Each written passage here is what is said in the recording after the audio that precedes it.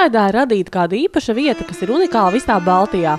Vairāki puiši nolēmuši mest pie malas dzīvošanu pilsētā. Internets, televizors un citas mūsdienu komunikācijas samainītas pret dzīves baudīšanu vietā, kas radīta identiski viduslaiku nometnēm. Mēs esam izkāpuši ārā no mūsdienu šīs sabiedriskās aprites, vismaz tādā ziņā, ka mēs savu ikdienu pavadam šeit uz vietas Godesverderā. Tā ir mūsu paša izveidota vieta. Un tas mērķis ir nevis radīt kaut kādu Disneylandes, teiksim, pasākumu, bet dot katram cilvēkam iespēju atbraukt, sajust citu dzīves ritmu. Un patiešām Godesverderā var sajust pavisam citu dzīves ritmu. Nomierināties, apstāties un padomāt, kas tu vispār esi un ko savā dzīvē dari. Šeit mēs vienkārši būvējamies un radam visu, nevis sevis dēļ, bet tik tiešām tam dēļ, lai mēs to savu, varbūt to 10 gadus šobrīd jau izloloto lolojumu, šo vēsturisko rekonstrukciju, varētu kvalitatīvi pasniegt cilvēkiem. Tas viss ir roku darbs. Izņemot valni, kuru sastumt mums palīdzēja 21. gadsimta uzparīgtu vārdā traktors. Bet viss pārējais tātad materiālu, teiksim, tādu sagatavošana un tālāk vešana šurp un uzstādīšana, viss šīs konstrukcijas un tam līdzīgi, teritorijas iekopšana un stendu uzstādīšana. Tas viss ir mūsu pašu darbs. Un šeit uz vietas mēs piedāvājam cilvēkiem iespēju atbraukt, izmēģināt pilnīgi visu, ko vien mēs reāli mūsdienās varam piedāvāt no viduslaiku Livonijas vēstures posma. Un iespējas, ko darīt Godesverderā, ir patiešām aizraujošas. Šķēps viduslaikos bija viens no populārākajiem ieročiem.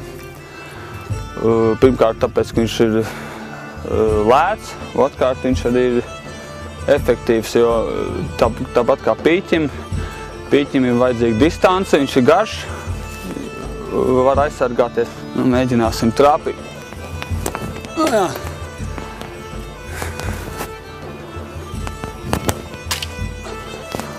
No mērķiem jāmet.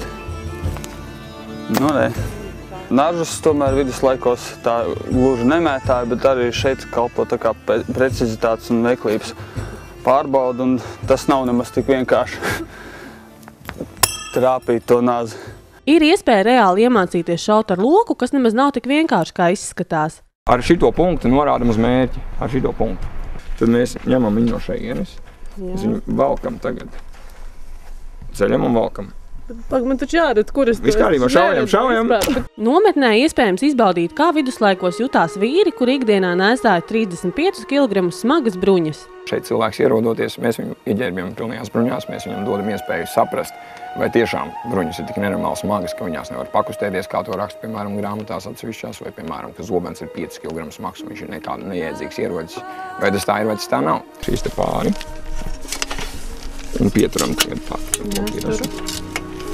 Grūtnieci jūtos. Tā viegli grūtniecīgi, jā. Bet mazliet uz augšu viss, tas ir tikai. Ja nevēlies šaut vai mest nažus, iespējams spēlēt dažādas viduslaiku galda spēles. Šie ir viduslaicīgi kauliņi. Viņi 400 gadus vecs, atrasts Cēspilī.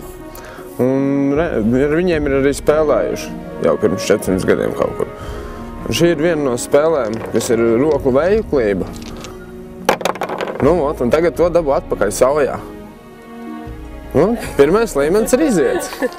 Iespējas, ko darīt viduslaiku apmetnē, ir daudz un dažādas. Zobeņu cīņas, dažādas stafetes, vesaru mešana, atliek tikai izvēlēties. Var pat nobaudīt autentisku maltīti, kas gatavota pēc 14. gadsimta pavāra grāmatas. Tas, ko mēs cilvēkiem šeit ikdienā piedāvājam, tad, ja viņš atbrauc šurp, pirmkārtām nav laika ierobežojumi. Tas nav, mēs šeit neprasam kaut kādu noteiktu summu, piemēram, par kaut kādiem 3 šāvieniem ar loku vai 2 metieniem ar nāci. Nē, ja cilvēks šeit ierodās, viņš šeit var pavadīt kvalitatīvu laiku, cik vien viņš vēlās. Viņš var mētāties, kamēr vien viņš iemācās. Bet vērtīgākais ir Godesverderā iegūtais miers un dzīve bez steigas. Tas pozitīvais ir tas, ka principā mūsu pulksteņa laikrāža elements neeksistē. Mēs vienkārši mostamies tad, kad mēs mostamies, un ejam gulēt, tad mēs ejam gulēt. Zita Lazdāna-Laķa, Andris Damburs, Tautas balss.